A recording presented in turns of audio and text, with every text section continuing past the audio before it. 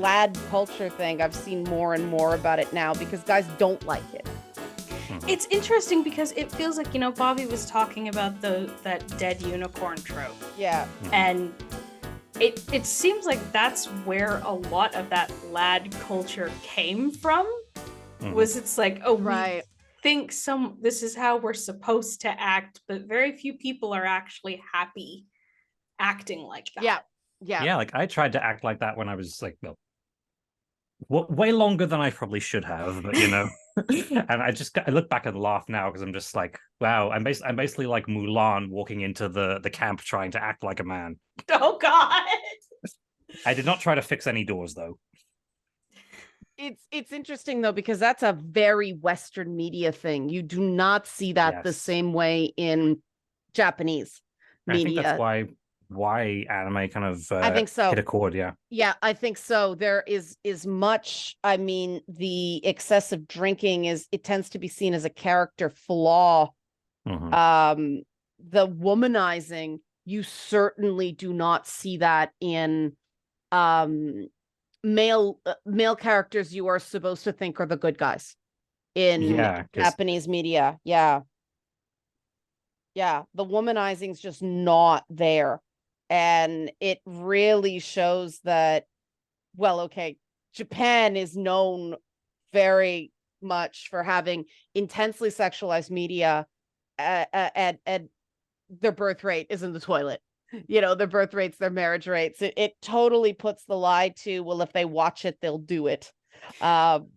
Which, a lot of that comes down to the Japanese work culture and the pressure it puts on people. But also the pressure that marriage puts on women there. Yeah, because you're expected to get married at 25 there, wasn't it? Because all the female wrestlers would retire at 25 because they would be expected to get married. Yeah, pretty much. But looking at just the amount it takes to make a bento lunch, I'd be like, nope, that would be it. Nope. Working a full job all day and then coming home and spending 2 hours making lunch for the next day. I wouldn't take that deal. See, for me, like the idea of this, and it comes back to the idea of invisible work, doesn't it? Yeah. But for me, it's like, I would love to be able to not so much work from home, but like do my writing, essentially be a stay-at-home wife, and then spend the 2 hours making the bento box. Because, oh, hey, women are different and we all want different things. Right. And so, like, that's something that makes me happy. That is absolutely not something that would make Liana happy. Well, it's like you said, it's the idea of invisible work. Like, I'd like to do that. What put me off of that kind of work is the minute I started doing it, people started expecting it. And again, the Prince Charming isn't going to do that. The Prince Charming appreciates the effort you put in. That's a big subtext in that character. And I've always found that I just had to, I didn't cut off the friendship, but I did set a boundary and he didn't respond well. But a guy who I'd help him out and I'd do things with him for him. And it's amazing how quickly he came to expect that. And it's one of those things where, why don't more women pay for dinner? Well, because the minute you start, it's expected. Every single time. I have one friend who I absolutely adore him because it's always, he'll pay for things and I'll pay for things and then he'll pay for things. And it's never agreed upon in advance. There is always just this, okay, you paid for the last one, so I'm going to pay for this one. You paid for the ballet tickets, I'm going to pay for dinner. He's single. And this makes no sense to me because he's not. Oh, I think you've told me about this guy, and it does not make sense. He's not quote unquote exciting. And this is why I think if we actually looked at the Prince Charming, and that's why I'm pointing out that Philip's anomalous, because he is exciting. He slays the dragon, he dances. What does Eric do? There's that one shipwreck scene. Yeah. Yeah, Yeah, I remember people complaining. This is I actually started YouTube because I wanted to defend Ariel as a character. Yeah. And one of the arguments I argued was people would say that she didn't save herself. I was like, if Eric doesn't save her, then he doesn't do anything in the film. And that's one of the mistakes the live action version made, was Ariel is the one to kill Ursula. Mm. And it doesn't even make sense because she has a mermaid tail. How is she steering the ship? Well, like, but it's also to be the metaphor in the original film is, look, seafaring humans aren't all bad.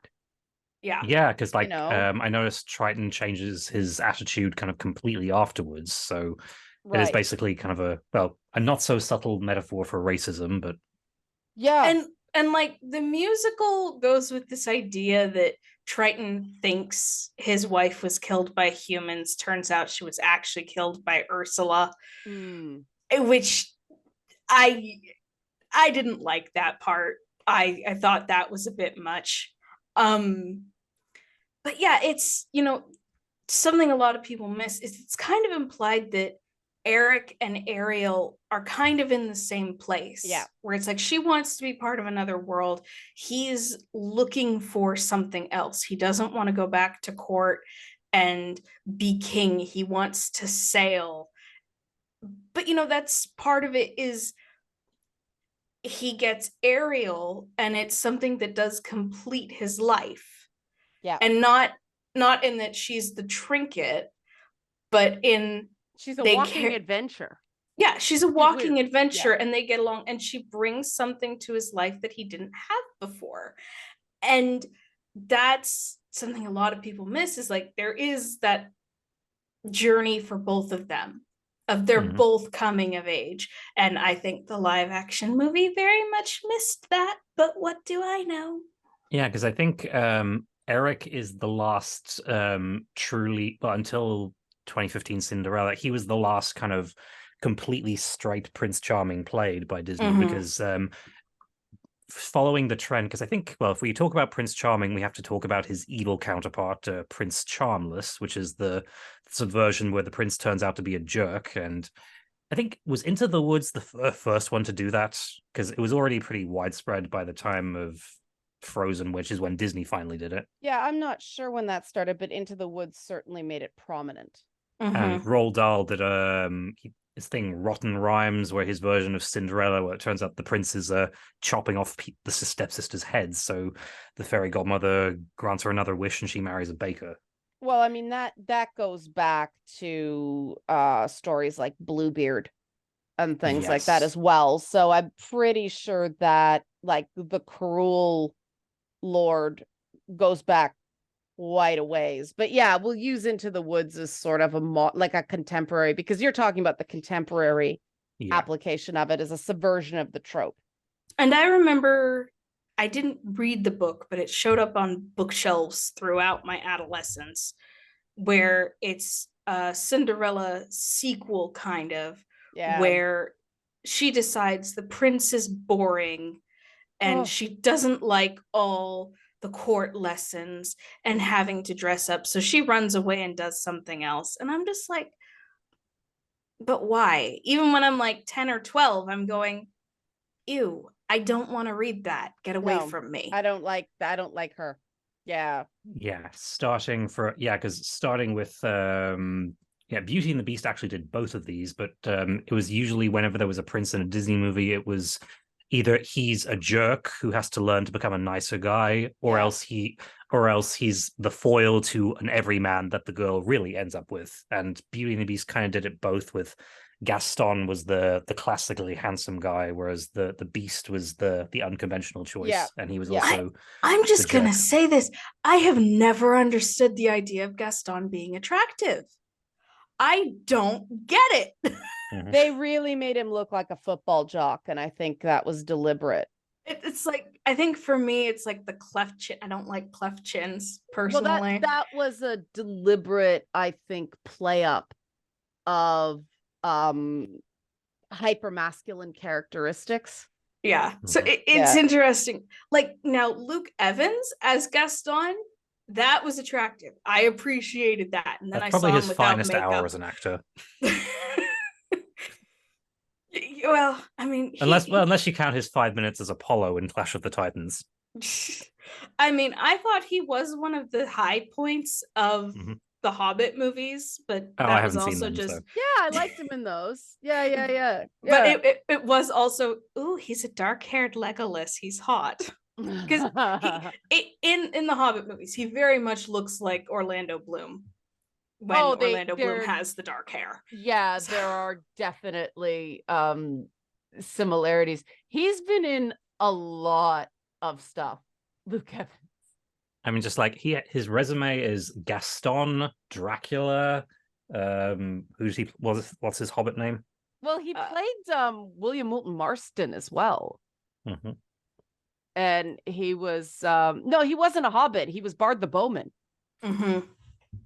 Yeah, they tried to make Thorin Oakenshield the Aragorn of the Hobbit, but no, it was Bard. Yeah. He definitely brought that energy. He was also in Pinocchio. Who did he voice? Which one? He was the coachman. Which one? Which movie? Pinocchio. Oh, the Tom Hanks one. Ew. Yeah. The only good thing about that movie was there was a Jessica Rabbit cameo. Yep. Oh. Yeah, that's why I thought you'd like it. Yeah.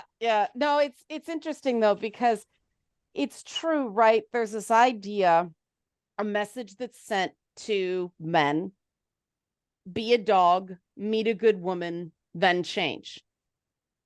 A good woman isn't going to go for that. You know, and I don't know why we keep sending that message, because I see it, in fact, so many otherwise decent guys. There's so many guys that I know, Bobby, present company excluded, you are not like this, but I know would treat me very differently if they thought I was available.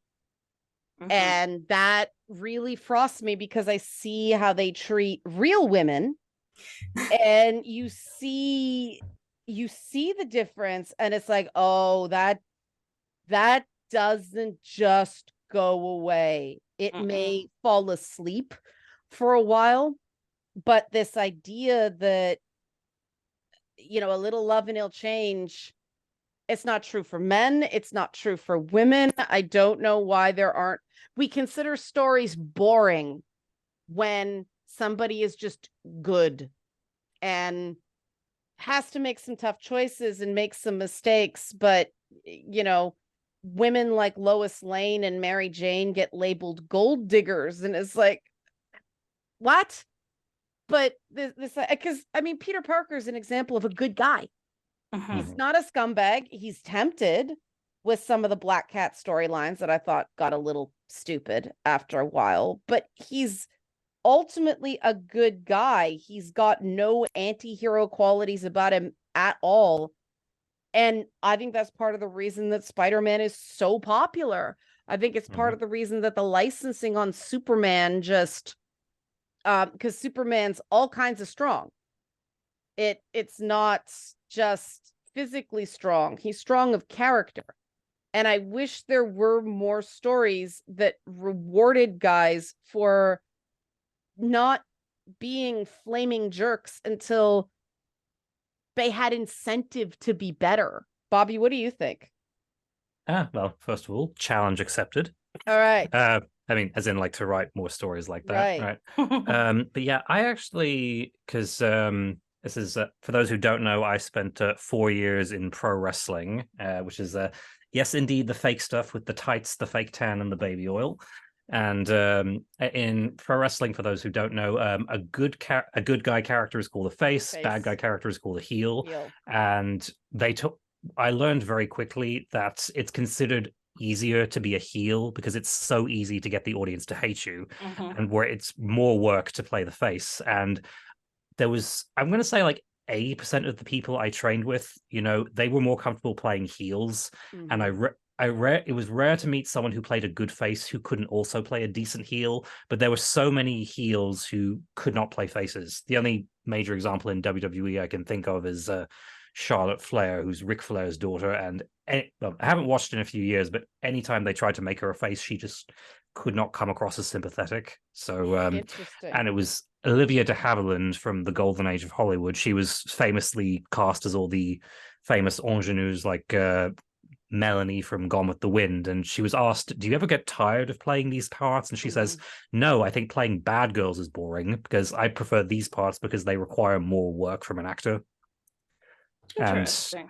Because I kind of do. Yeah, in my early career, I was heavily typecast as villains and psychos and scumbags as well.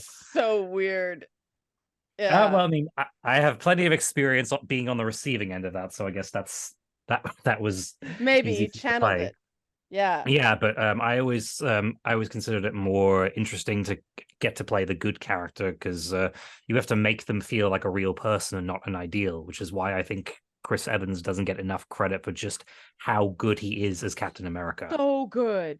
No, everyone just focuses on America's ass. Even Chris Hemsworth as Thor.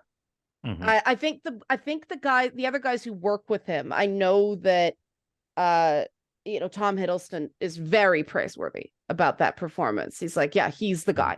He's the guy. Mm-hmm. Fun fact, Tom Hiddleston was cast as Thor first because Kenneth Branagh wanted a guy who could do the Shakespeare, and you can't. I knew he auditioned. I didn't realize he was actually cast. Branagh wanted him in, and they shifted it around. It's like Orlando Bloom was originally cast as Faramir. Oh, that would have been so wrong. It would have been weird. But you see Chris Hemsworth does the romantic leading man well. Mm-hmm. And I wish he'd stop doing comedies and recognize that. Do a rom-com. Combine those two. If you want to be funny, stop doing the screwball comedies. But I also wish we had more romances that played to his strengths. Because it's interesting, for all the cup smashing and the fighting, he's a very gentleman barbarian as Thor. That's hard. And I feel like so many people forget about the contrast of, yes, he can throw the coffee cup down, but then he's kissing Jane's hand and he's like, until we meet again. And it's that's why I like that character so much, is the way the two parts meld, and you can very much see it in his interactions with his mother, where it's like, yes, he is the epitome of what Asgardian culture sees as a man, but he has that level of refinement from his mother, and even from Odin, who does still have, for all his flaws, he does have that polish. Yeah. And I wish we saw more characters like that. See, that's why I'm really struggling with the whole Loki as pseudo romantic lead thing, because they bailed out of it.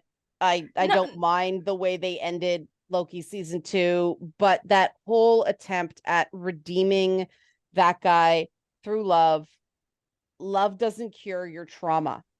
Especially not when he has such blatant, he has daddy issues, but there's also serious mommy issues there too. Yeah, and that, I think that was just a mistake on Joss Whedon's part, because his mother was the one that understood him more. And if we're supposed to believe that unmanned him in that culture, then I just think that,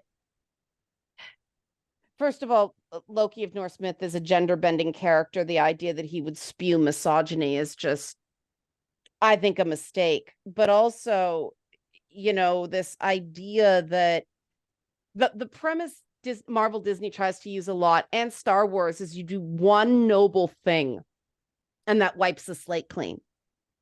And it's not true. It's not true.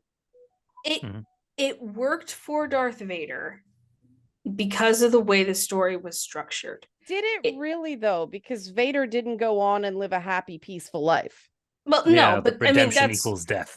That's why it worked. Whereas And I mean, they kill Kylo Ren too, but Kylo Ren was just so insufferable. Oh, what a And miss on that character. Just, oh my God.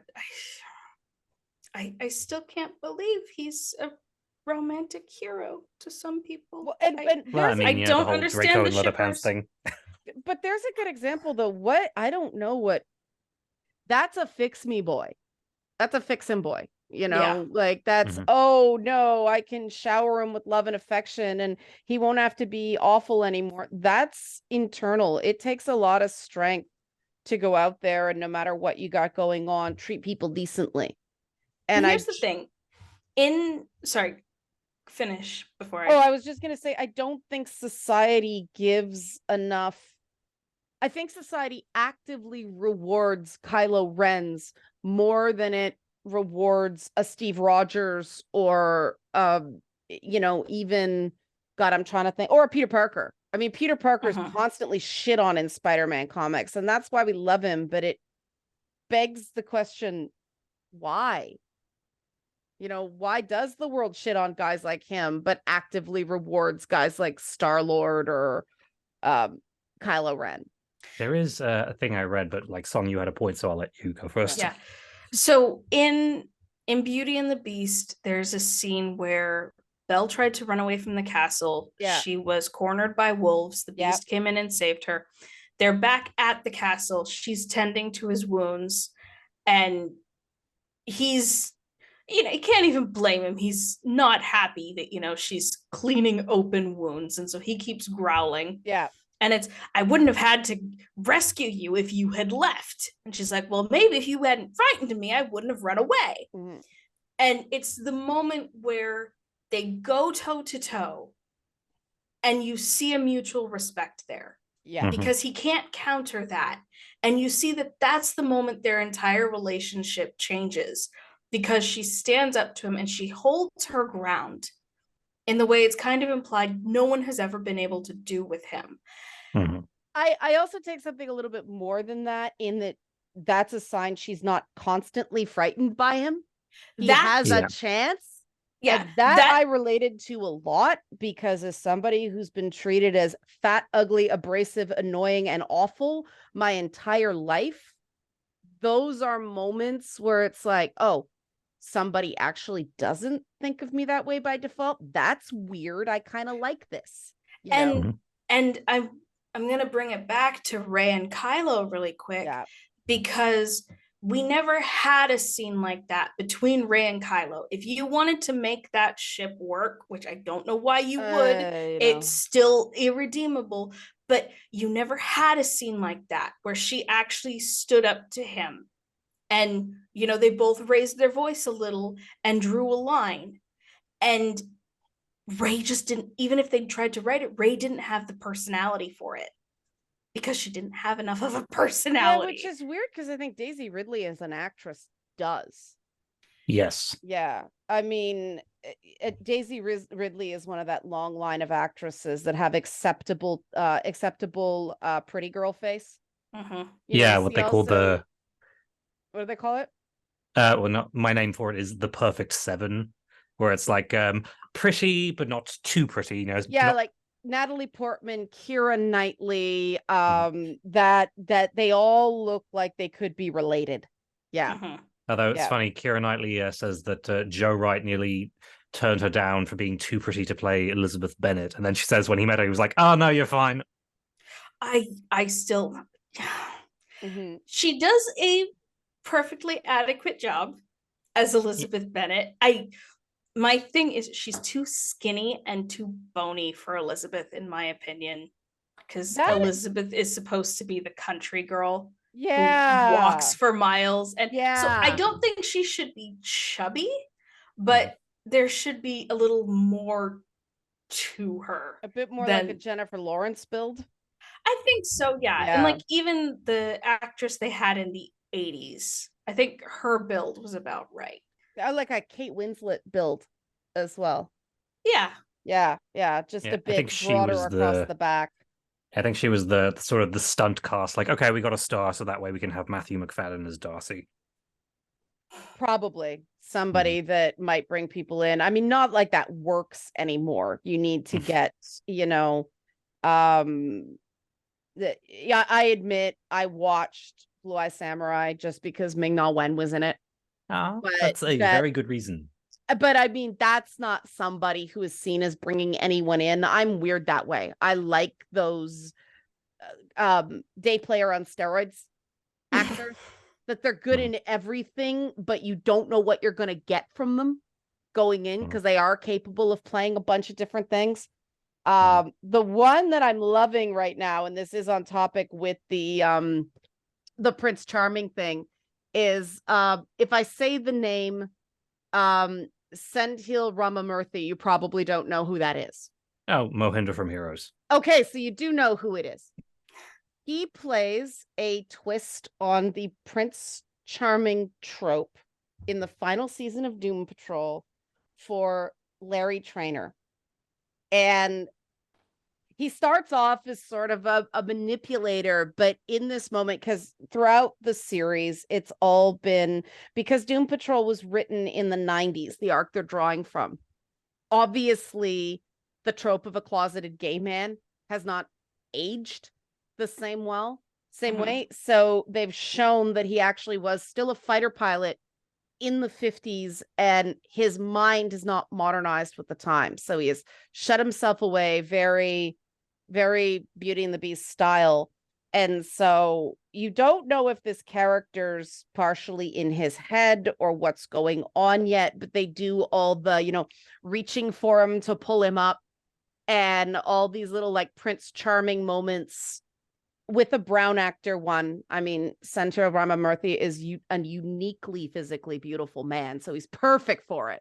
But the fact that they thought of him that way, and the fact that they are doing it with a character who has wanted this his entire life and denied himself so much is so beautiful, even though it's surrounded by zombie butt monsters and a world-ending demigod in the body of a social media influencer / community theater actress and all this weird shit going on. They still manage these human moments, and they do it by leveraging these tropes and doing those little visual moments that your brain reads as something, and it's slightly out of context. So you go, oh, that's interesting.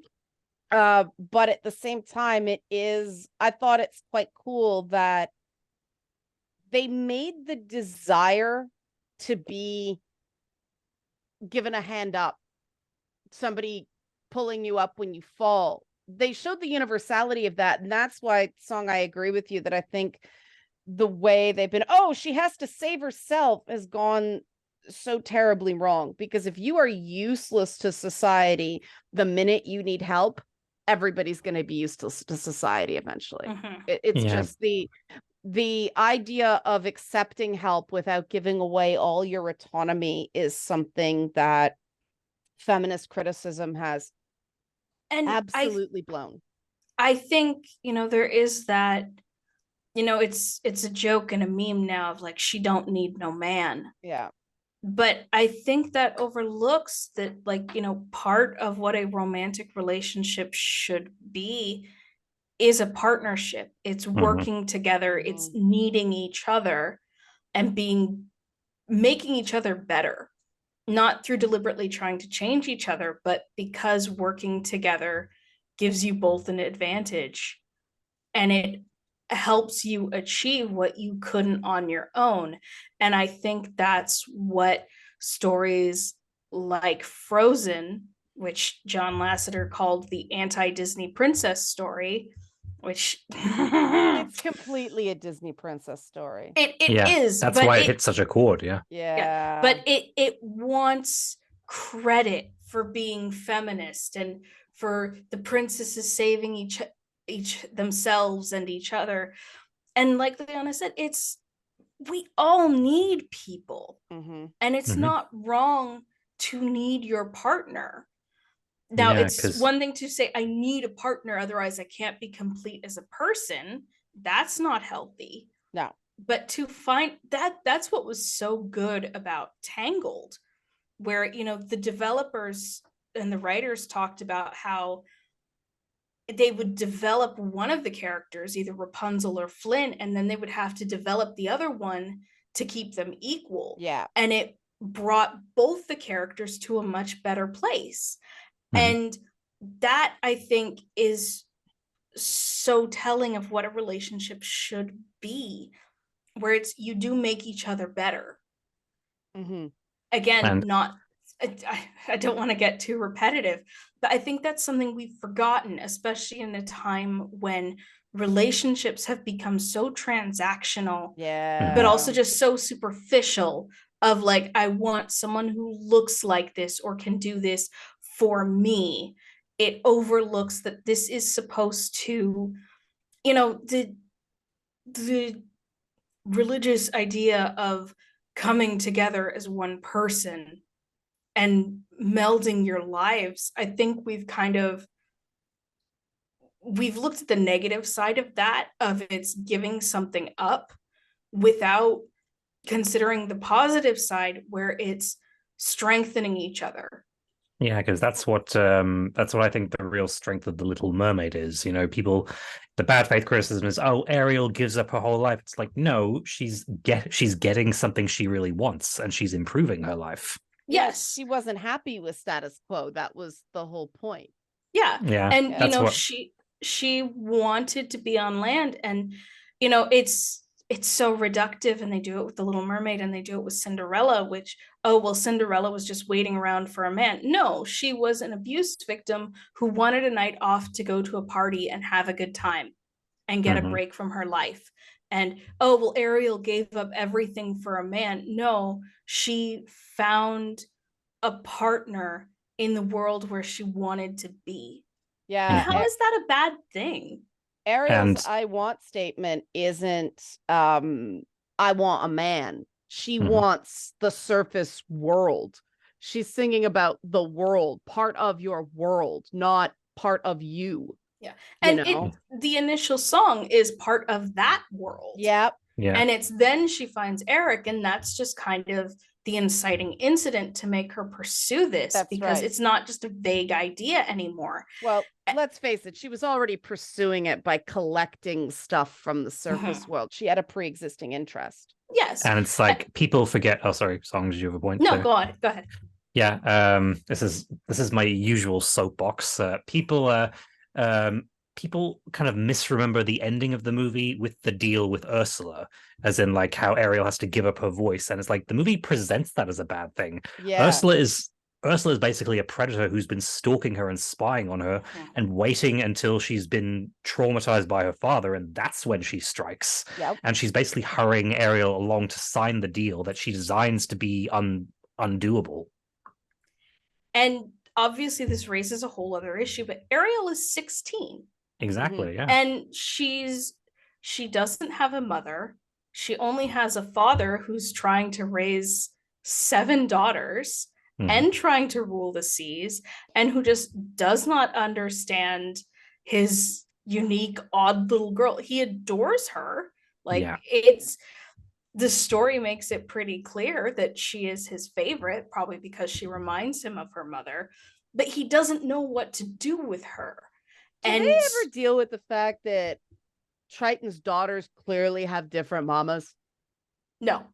Well, that'd be a bit too dark for Disney. They made that worse with like the UN of Triton's daughters, right? It looks like the Miss Universe pageant underwater. They're so racially diverse. It is like, in the live action, no. It's like Triton got around. What? And like but here's the thing, because there's a line where I'm pretty sure they say they all have the same mother. That's bizarre. I mean, it's so each girl is clearly corresponding to one of the seas, and it's even said that so it's magic. Okay. Yeah. So each of the girls, they're only there for this special moon thing that doesn't even come into play. Right. The live action movie missed so many opportunities. It was designed by committee. Yeah. And they were trying so hard to stick to the original movie while also modernizing it that they didn't, even some of the changes that the musical made, I'm like, if you'd gone with that, it could have helped expand it. Right. Although I'm not sure why the live show I saw, they had a different villain song for Ariel. Like, they still had Poor Unfortunate Souls, but there's, in the cast recording, there's a song called The Good Times Back, which is a great cabaret style cool. Villain number of all about how I just want to be a tyrant. Don't I deserve that? But I mean, I do think Bobby makes a good point about Ursula being an opportunist. Oh, absolutely. Yeah. And that's actually why I liked it. Was a deleted idea from the animated movie. It was used in the musical, and then they kind of brought it back in the live action. She's his sister, Ursula being Triton's sister. Yeah. And they didn't do anything with it in the live action, which was so frustrating because, like, it's a good idea, and it creates so much opportunity. And especially with Ariel being so young, like a long lost aunt presenting herself as the understanding one where her father isn't. That's right. Yeah, because there's, in the musical, when the eels come to her after Triton destroys her grotto, they're like, oh, we know someone who could help you. You can't possibly mean Aunt Ursula. Yeah. Which the first time you hear it is like, I'm sorry, what the fuck? But then the idea clearly grew on me, obviously. Yeah, but I mean, most royal families are related, and if it's a monarchy, then there has to be some connection to power, or else why is she still alive? And but I mean, the witch in a discussion about the Prince Charming is important, right? Because she tends to be an unmarried crone who has gone, fuck y'all, to society.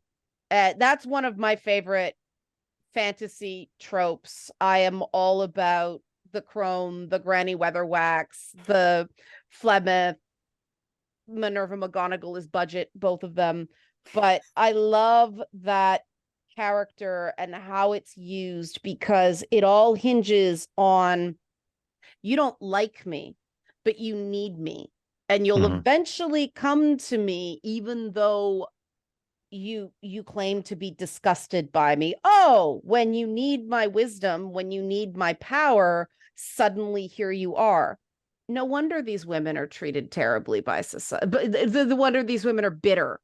They were treated terribly, and they are supposed to be intended to work with the Prince Charming, because it's supposed to be, look, this is what happens when women are treated poorly the minute they aren't young and beautiful anymore. The Prince Charming is not going to do that. That's why he's a good guy. Yeah, I found myself. Oh, sorry. So go ahead. Yeah, I found myself defending the prince from Snow White a lot, even though there isn't obviously that much to him lately. But there is like some real world issues as well, where it's he was supposed to have a large role in the film, but just since it was the first Disney feature-length film, they were having trouble animating a human male realistically. So a lot of his stuff ended up being reused for Philip and Sleeping Beauty.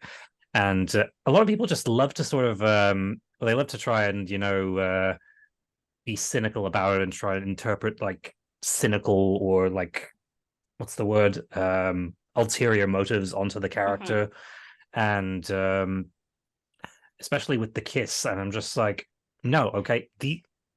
Obviously it's, they don't have a lot of screen time together, but through the language of film, okay, and through the language of musical theater, right, he meets her and he's played by an operatic tenor, and that's an automatic signal that he's a good guy. And like, also, he sings this, not very smart, and wears his heart on his sleeve. Shout out to Mary Jest, he taught me that. He's too smart to be a tenor. Brother, too smart to be a tenor. And that's something, like, in the original fairy tale, there was no meeting first.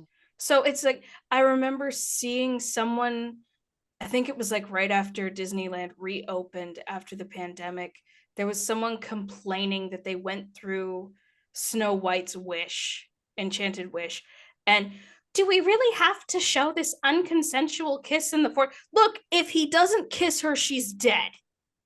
And he thinks like, she is dead because Yeah. it's like, and it's like, which okay, is a little weird, but okay. yeah, and it's like, Yeah. okay, I understand where you're coming from, but I don't think it's worth making that big a deal.